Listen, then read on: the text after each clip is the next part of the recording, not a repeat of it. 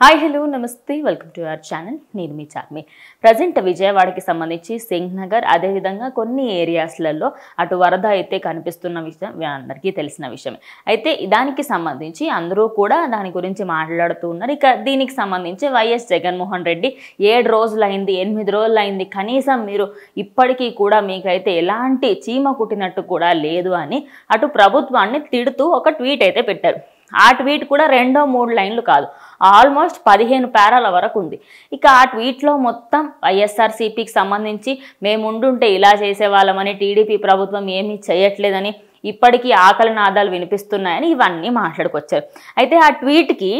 బ్రహ్మాజీ మనకి కమీడియన్గా అదేవిధంగా మంచి ఆర్టిస్ట్గా మనందరికీ తెలిసిన వ్యక్తి అయితే బ్రహ్మాజీ మాత్రం ఒక ట్వీట్ పెట్టడం జరిగింది మీరు కరెక్ట్ సార్ మీరే కరెక్ట్ మనం ఒక పని చేద్దాం ఒక 1000 కోట్లు మన సైడ్ నుంచి మనం ఇచ్చేద్దాం మీరు ఇచ్చేసేయండి మనకు ప్రభుత్వం ఏం అవసరం మనం గవర్నమెంట్ ఉంటేంది లేకపోతేంది మనం ప్రజలకు చేయాలనుకున్నప్పుడు చేద్దామంటూ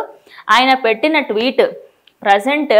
అందరినీ కూడా నవ్వించింది అనుకోవచ్చు ఎందుకంటే ఆయన ప్రభుత్వంలో ఉన్నప్పుడు ఏమీ చేయలేని పరిస్థితి ఇప్పుడు ప్రభుత్వం కోల్పోయిన తర్వాత అయితే విమర్శలు చేయడానికి ముందుకు వస్తున్నారు అయితే ఈ ట్వీట్ అంతా కంప్లీట్ అయ్యి అందరూ దీని మీద కామెంట్స్ వేసుకుంటూ అందరూ దీన్ని రీట్వీట్ చేస్తూ ఉన్న టైంలో కొద్దిసేపటి తర్వాత నా అకౌంట్ ఎవరో హ్యాక్ చేశారు ఆ ట్వీట్ నేను పెట్టలేదు అని చెప్పేసి బ్రహ్మాజీ పెట్టడం జరిగింది ఇక ఇది విన్నప్పటి నుంచి వైఎస్ఆర్సీపీలో ఉన్న వాళ్ళందరూ వైఎస్ఆర్సీపీ సపోర్టర్స్ ఎవరెవరైతే ఉన్నారో వాళ్ళందరూ కూడా ఆయన ట్వీట్ పెట్టి అయితే ఫుల్ ఫన్గా చేసుకుంటూ ఉన్నారు ఇక ఈ ట్వీట్ అయితే ప్రజెంట్ సోషల్ మీడియాలో ఫుల్ ట్రెండింగ్గా మారింది అదేవిధంగా అటు జనాలలో కూడా